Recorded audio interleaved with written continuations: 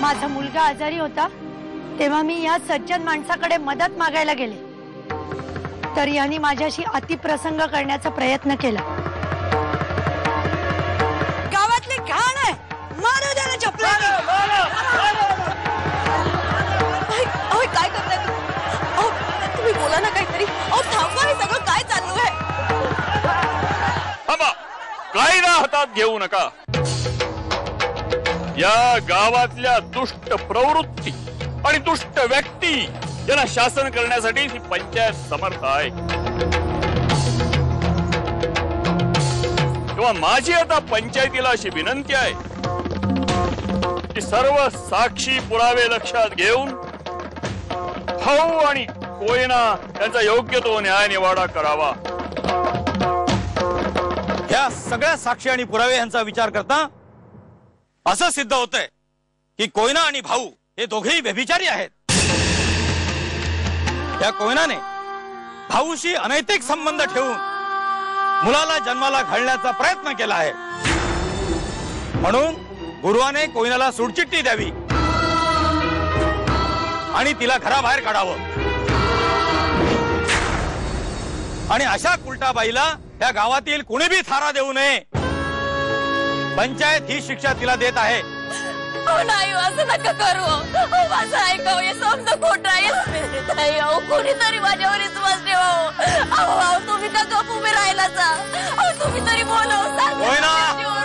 कोयना, तू गप्प बस आणि भाऊला आज नाही आत्ताच या गावाबाहेर काढण्यात यावं आणि नुसतं साधेपणानं नाही तर याच्या तोंडाला काळं फासावं, याच्या गळ्यात चपलांचे हार घालावेत आणि मग याची धिंड गावातून बाहेर काढावी, याची धिंड गावातून बाहेर काढावी। आधी पंचांना एकच विनंती आहे, पण कोणताही न्याय निवाडा करताना ज्याला गुन्हेगार समजलं जातं त्याला आपली बाजू मांडायला एक तरी संधी दिली जाते ना। पण ती संधी तुम्ही भाऊ काकांना द्या ना। भाऊ काका तुम्ही बोला ना काहीतरी। तुम्ही असे गप्प काय? जिला तुम्ही भाग्यलक्ष्मी भाग्यलक्ष्मी म्हणून डोक्यावर घेऊन नाचवलं ती गावाच्या विरोधात जाते का? तर केवळ ती धनाजीराव मोहित्यांच्या घराण्याची सून आहे म्हणून?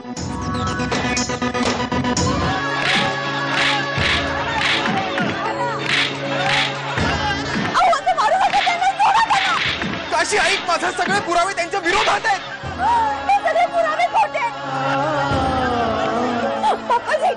बापाजी तुम्ही बोलू ना काहीतरी। नका मारू त्यांना। आज जर भाऊ काकांना शिक्षा झाली ना तर माणसाचा माणूस किंवा दुसरा पुढे। मला एक कळत नाही, तुमच्या डोळ्यात देखत सगळं घडत होतं तरी तुम्ही काहीच बोलणार नाही, गप्प बसलात। पण त्या सगळ्या प्रकरणात मी काय बोलणार?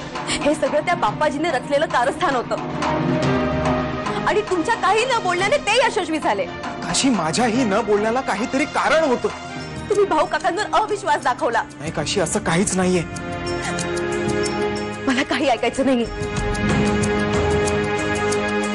कोयनाच्या पोटात वाढलेलं मूल हे गुरुवार नसून त्या भाऊचं आहे, असंही त्याच्यावर गंभीर आरोप आहे। हा भाऊ माझ्या घरी नेहमी यायचा, मी नसतानाही यायचा। मी कधीच त्याचा संशय घेतला नाही, पण त्याचाच त्याने गैरफायदा घेतला। असं नका म्हणू। मी खरं सांगते, या पोटात वाढणारं पोर तुमचंच आहे। देवी शपथ, त्या मुलाला तर माझं नाव देऊच नकोस। गावभर फिरणारी स्त्री तुला कोणाची बायको होण्याची लायकीच नाहीये। मला आधी सांगा, आमच्या घरावर बहिष्कार टाकलाय हे असं किती दिवस चालणार आहे अजून? कामिनी देवी, असं चिडू नका।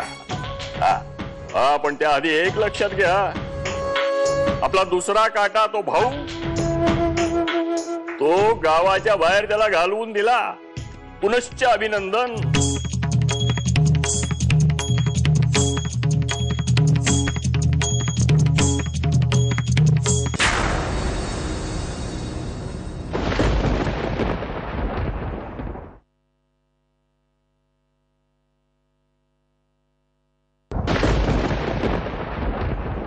आली आली भाग्यलक्ष्मी।